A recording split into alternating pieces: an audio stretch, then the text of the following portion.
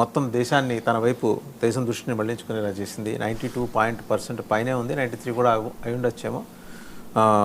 నిర్దిష్టంగా కొన్ని ప్రాంతాల్లోనే అభ్యర్థుల మీద దాడి చేయడం ద్వారా హింస మాత్రం ఉంది బెంగాల్లో, ఇంకా మిగిలే ఉంది అనేది. బట్ 98% కట్టేలు చేయగలిగాయి ఫోర్సెస్. ఓటింగ్ సరళి ఓవరాల్గా ఎలా ఉందండి? ఓటింగ్ సరళి ఇప్పుడు మనం చూసిన నెంబర్ ప్రకారం ఇందాక చెప్పారు 93%, రమారమి 93%, కొన్ని ఏరియాలో 95-96% కూడా నమోదైంది కొన్ని ముఖ్యమైన ప్రాంతాల్లో. అంటే మనం ఇంకా పూర్తి డీటెయిల్స్ నాకు రావాల్సింది, కాన్స్టిట్యుయెన్సీ వైజ్ ఎంత ఓటర్ టర్న్అవుట్ ఉంది అనేది డీటెయిల్స్ మనం తీసుకోవాలి. అంటే అక్కడ ఇక్కడ అడపాదడపా న్యూస్ పేపర్లో వస్తున్న వాటి ఉన్నాయి కానీ వాటిని మనం ప్రామాణికంగా తీసుకోలేదు. బట్ ఓవరాల్గా చెప్పాలంటే ఇప్పుడు జరిగినటువంటి ఫేజ్ 1 ఎలక్షన్స్ ఆల్మోస్ట్ 16 జిల్లాల్లో జరిగాయండి. 16 డిస్ట్రిక్ట్, మొత్తం 23 జిల్లాలు ఉన్నాయి. ఇట్ ఈస్ సేమ్ లైక్ ఉమ్మడి ఆంధ్రప్రదేశ్ లాగా 23 జిల్లాలు, 42 పార్లమెంట్ స్థానాలు, 294 అసెంబ్లీ నియోజకవర్గాలు. గతంలో ఉమ్మడి ఆంధ్రప్రదేశ్ ఎలా ఉండేదో ఇప్పుడు వెస్ట్ బెంగాల్ కూడా అంతే ఉంది. అందులో 16 జిల్లాల్లో ఫేజ్ 1 ఎలక్షన్స్ జరిగాయి. ఫేజ్ 2 ఏప్రిల్ 29వ తేదీన 7 జిల్లాల్లో జరగబోతోంది. మీరు అందులో ఒకవేళ ఫోటో ఓపెన్ చేయగలిగితే దాన్ని చూపించగలిగితే బాగుంటుంది ఇమేజ్. దాంట్లో మీరు చూస్తే ఇది 2021లో స్థానాలు, గెలిచిన స్థానాలు, అంటే మీరు సాఫ్రాన్ కలర్ లో ఉన్నాయంతా కూడా, ఆరెంజ్ లో ఉన్నాయంతా కూడా బీజేపీ గెలిచిన స్థానాలు, మిగతా గ్రీన్ కలర్ లో ఉన్నదంతా కూడా టీఎంసీ గెలిచిన స్థానాలు. 2021 ఎలక్షన్స్ లో నంబర్స్ ఇవి. 212 సీట్లు టీఎంసీ గెలిచింది, బీజేపీ 77 స్థానాలు గెలిచింది, సిపిఎం 0, కాంగ్రెస్ 0, ఇతరులు 2 స్థానాలు గెలిచారు. సరే, ఆ తర్వాత బై ఎలక్షన్స్ ఏవో వచ్చాయి, వాటిలో కూడా మొత్తం ఆల్మోస్ట్ టీఎంసీ నెంబర్సే పెరిగినాయి. సో ఇది 2021 మనం ఎన్నికలకి సంబంధించినటువంటి మ్యాప్. మొన్న వెస్ట్ బెంగాల్లో జరిగినటువంటి ఎలక్షన్స్కి సంబంధించినటువంటి మ్యాప్ కూడా మనం చూడొచ్చు. ఎలక్షన్ సంబంధించిన మ్యాప్ కూడా మనం చూస్తే ఫేజ్ 1, ఫేజ్ 2 మనం చూస్తే రెడ్ అండ్ బ్లూ కలర్ మనం చూస్తే కనుక 152 స్థానాల్లో ఫేజ్ 1 ఎలక్షన్స్ జరుగుతున్నాయి. ఫేజ్ 2 142 స్థానాల్లో జరగనుంది ఏప్రిల్ 29. బ్లూ కలర్ అంతా కూడా ఏప్రిల్ 29వ తేదీన ఎన్నికలు జరగబోతున్నాయి. రెడ్ కలర్ అంతా కూడా ఆల్రెడీ ఎలక్షన్స్ జరిగాయి. మీరు చూస్తే ఇందాకటి ఫోటోని దీన్ని కంపేర్ చేసుకొని చూడండి. జస్ట్ 2 ఫోటోస్ ఒక దగ్గర పెట్టగలిగితే బాగుంటుంది. రెండిట్లో చూస్తే కనుక ఆ రెడ్ కలర్ ఏదైతే ఇవంతా ఇవాళ నిన్న పోలింగ్ జరిగినటువంటి కాన్స్టిట్యుయెన్సీస్, దాంట్లోనే బీజేపీ ఎక్కువ ఫలితాలని రాబట్టగలిగింది 2021లో. మీరు 2 చూస్తే ఎక్కువగా బీజేపీ సీట్లు అంతో ఇంతో గెలిచినవి ఈ ఫేజ్ లో జరిగిన ఎలక్షన్స్ లోనే. ఫస్ట్ ఫేజ్ లో అంటే 152 స్థానాలకు ఎన్నిక జరిగింది కదా, దీంట్లో ఆల్మోస్ట్ 59 స్థానాల వరకు బీజేపీ 2021లో గెలవగలిగింది. ఇక మీరు బ్లూ కలర్ చూసారా, బ్లూ కలర్ లో ఉన్నది సెకండ్ ఫేజ్ ఎలక్షన్స్. మీరు పైనకి కిందకి డిఫరెన్స్ చూస్తే అది చాలా చిన్న పార్ట్ లాగా కనబడుతుంది. మీకు కంపారిటివ్లీ పెద్ద భూభాగం లాగా మిగతా రెడ్ కలర్ అంతా కనబడుతుంది కదా, బ్లూ కలర్ చిన్నగా కనబడుతుంది కదా. చాలా తక్కువ విస్తీర్ణంలోనే ఎక్కువ మంది జనాభాతో కూడినటువంటి కాన్స్టిట్యుయెన్సీస్ ఉన్నాయి అక్కడ. సౌత్ 24 పరగనాస్, నార్త్ 24 పరగనాస్, ఇవన్నీ కూడా అక్కడే ఉంటాయి.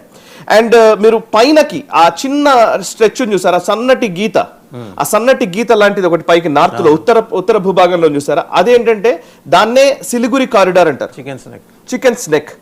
సో ఆ పైనకు ఉన్నటువంటి భూభాగాల్లో జల్పాయిగురి, కూచ్ బిహార్, డార్జిలింగ్, ఆ పైన ఆరెంజ్ కలర్ లో మనము అందులో ట్యాగ్ చేసి పెట్టినవి ఉన్నాయి చూసారా, అవన్నీ కూడా బీజేపీ గెలిచిన స్థానాలు ఉన్నాయి కదా. జల్పాయిగురి, కూచ్ బిహార్, డార్జిలింగ్ ఇవన్నీ కూడా వాళ్ళు గెలిచారు. డార్జిలింగ్ మేజర్ గా మనకు తెలిస్తే గూర్ఖాలాండ్ ఉద్యమం అని మనం చూసాం. గూర్ఖా సపరేట్ స్టేట్ కావాలని చెప్పేసి ఉద్యమించినటువంటి దాఖలాలు గతంలో ఉండేవి. సో గూర్ఖా ల్యాండ్ కిందకి వస్తుంది అది. సో డార్జిలింగ్, జల్పాయిగురి, కూచ్ బిహార్ అవన్నీ వాళ్ళే గెలిచారు. అండ్ కిందకి గ్రీన్ కలర్ లో ఉంది ఆ చికెన్ స్నెక్ కారిడార్, ఉత్తర్ దినాజ్పూర్ అంటారు.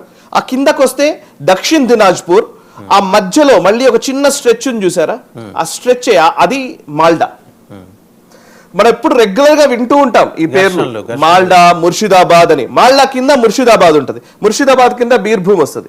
ఇప్పుడు మేజర్ గా ఎక్కువ దాడులు జరిగేది, ఎక్కువ ముస్లిం పాపులేషన్ ఉన్నది ఈ జిల్లాల్లోనే.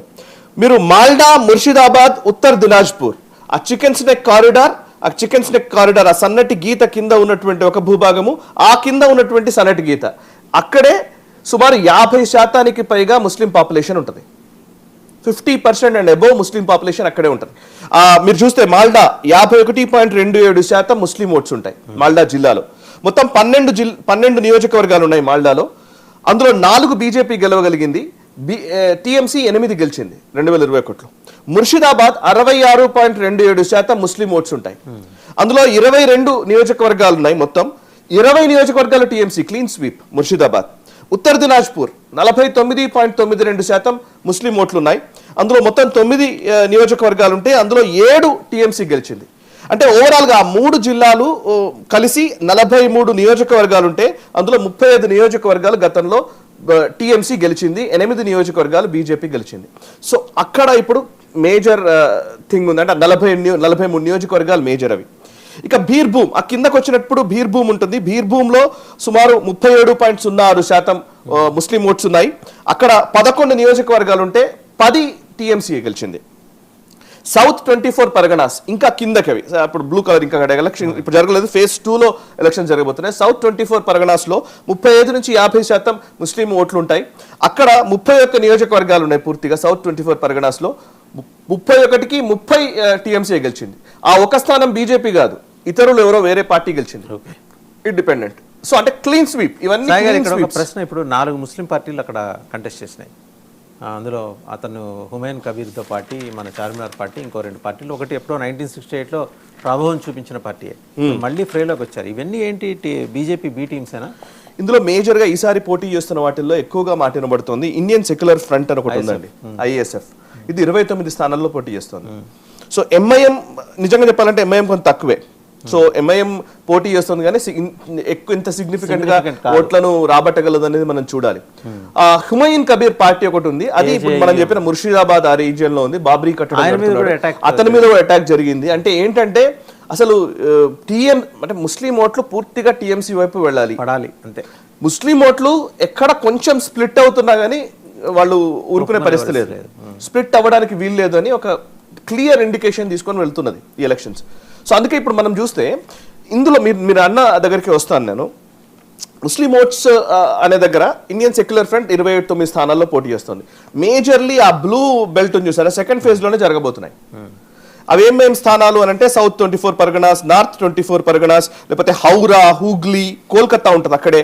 అండ్ కిందకు వస్తే పూర్వ మెదినీపూర్, ఇవన్నీ నాదియా, ఇట్లాంటి అన్ని ఆ ప్లేసుల్లోనే మిడ్నాపూర్, వెస్ట్ మిడ్నాపూర్, ఈస్ట్ మిడ్నాపూర్, ఆ 2 మెదినీపూర్ అనేది మెదినీపూర్ సంబంధించి 2 కూడా ఫేజ్ 1లోనే జరుగుతున్నాయి. పశ్చిమ అండ్ పశ్చిమ మెదినీపూర్, పూర్వ మెదినీపూర్ 2 కూడా ఫేజ్ 1లోనే.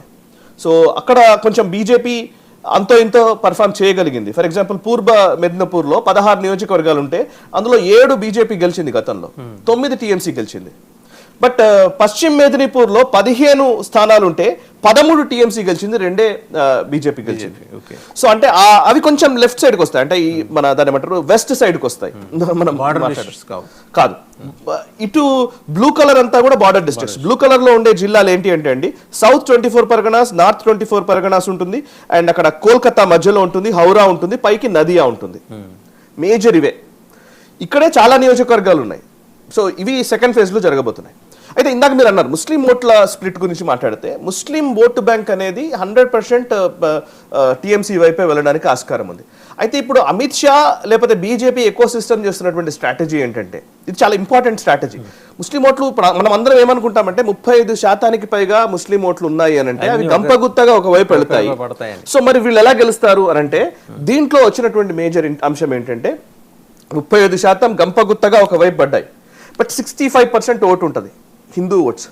ఈ 65%ని కనీసం 95 పైన పర్సెంటేజ్ హిందూ ఓట్లు పోలయ్యేలాగా చూస్తే వీళ్ళు బయటపడవచ్చు. అంటే 40-45% వస్తే దీన్ని ఏమంటారంటే ఎవరికి ఎక్కువ ఓటింగ్ శాతం వచ్చింది అనేది లెక్క కదా, ఎవరికి ఎక్కువ ఓట్లు వచ్చాయనేది కదా లెక్క. మనం ఎలక్షన్స్ లో గెలవడం అంటే 35% నుంచి 40% టీఎంసీకి పడ్డాయి అనుకోండి, 41% బీజేపీకి వచ్చినా గెలిచినట్టే. 40-41 అంటే 81 అవుతాయి. మరి మిగతా 19% వేరే వాళ్ళు పంచుకోవచ్చు కాక. అంటే ఇక్కడ పాయింట్ ఏంటంటే 45% ఖచ్చితంగా బీజేపీ ఓటింగ్ చేసుకునే విధంగా లేదా ఎగ్జాక్ట్లీ. మామూలు టీఎంసీ బలం ఏంటంటే 35% ముస్లిం ఓట్లని పూర్తిగా గంపగుత్తగా తీసుకొని హిందూ ఓట్ల మీద వాళ్ళు అందుకే కాన్సన్ట్రేట్ చేయదామా. మమతా బెనర్జీ ఏ రోజు కూడా హిందువుల్ని అప్పీస్ చేయడానికి కోసం ఏ ప్రయత్నము చేయదు. అందులో మేజర్గా ఏంటంటే ఈ సెక్యులర్ ఓట్లు, లేకపోతే కొంత కమ్యూనిస్ట్ ఓట్లు, కాంగ్రెస్ అనుకూలమైనటువంటి ఓట్లు ఇట్లాంటి వాటిని తన వైపు తిప్పుకుంటది. సో అందులో ఏంటి 35% బ్లాక్ ముస్లిం ఓటు, ఒక 10 to 12% ఓటును కనుక హిందూ ఓట్స్ తీసుకోగలిగితే టీఎంసీ బయటపడుతుంది. 2021లో జరిగింది అదే. 2021లో ముస్లిం పూర్తిగా వేశారు, పోలరైజ్ అయ్యారు. హిందూ ఓట్లని కొన్నిటిని లాక్కోగలిగింది. అందులో కొన్ని కమ్యూనిటీ వైజ్ చేయడము, మహిళల పేరునో ఇంకోటి చాలా అంశాలు ఉంటాయి. కాబట్టి ఈసారి అది జరగకుండా హిందూ కన్సాలిడేషన్ జరిగే విధంగా BJP and RSS eco system సీరియస్గా వర్క్ చేశాయంట. కింద స్థాయిలో బూత్ మేనేజ్మెంట్ చాలా సీరియస్గా చేశారు. అండ్ గత 2 సంవత్సరాల నుంచి కూడా ఓటర్లకు దగ్గరయ్యే విధంగా, అంటే ఓటర్లతోనే మమేకమవుతూ అనేక మంది అక్కడ ప్రచారకులు పనిచేశారు. అండ్ వాళ్ళలో ధైర్యం నింపుతూ వచ్చారు. వాళ్ళకి ఏ కష్టం వచ్చినా నిలబడుతూ వచ్చారు. అవి కాక గవర్నెన్స్ ఇష్యూస్ కూడా వచ్చాయి. ఇంతకుముందు సెక్యులర్ ఓట్లు మాట్లాడతాం కదా, సెక్యులర్గా ఉండేవాళ్ళు కొంత అక్కర్లేదులే పర్వాలేదు హిందూ ఏంటి ముస్లిం ఏంటి అనే ఒక భావజాలంతో ఉండేవాళ్ళు వీళ్ళందరూ ఉంటారు. వీళ్ళకి గవర్నెన్స్ అనేది ఈరోజు చాలా సీరియస్ ఇష్యూ అయింది. అక్కడ లా అండ్ ఆర్డర్ సమస్య, గవర్నెన్స్ సమస్య, అవినీతి, కుంభకోణాలు జరుగుతూ ఉన్నాయి. ఇవన్నీ కూడా తెర మీదకి రావడంతో ఆ వ్యతిరేకత కూడా ఈరోజు బీజేపీ వైపు ర్యాలీ అవ్వడానికి ఆస్కారం ఉంది. సో అందుకే 35%, అందుకే నేను ఏమంటున్నానంటే వెస్ట్ బెంగాల్ కనుక బీజేపీ అధికారంలోకి వస్తే ఇది ఖచ్చితంగా ఒక చరిత్రలో నిలిచిపోయే అంశమే. స్వతంత్ర భారత చరిత్రలో ఎలక్షన్ మేనేజ్మెంట్ కి సంబంధించి దీన్ని ఒక రీసెర్చ్ లాగా చూడాల్సి ఉంటుంది. డెఫినెట్లీ, డౌటే లేదు. అంటే దాంతోపాటు ఇంకొక అంశం కూడా 4-5 దశాబ్దాలుగా హింస తప్పితే ఇంకోటి చూడని పోలింగ్ సమయంలో వెస్ట్ బెంగాల్ ఈసారి అంటే phase 1 వరకు మాట్లాడుకున్నా సరే చాలా పరిమితంగా జరిగింది హింస. అవును, లాస్ట్ టైం చూస్తే వాళ్ళు చాలా గొప్పగా చెప్పుకుంటున్నారు, ఒక్క హత్య కూడా జరగకుండా జరిగిన పోలింగ్ ఇది అని, ఒక్క హత్య కూడా చోటు చేసుకొని పోలింగ్ అని. ఇదే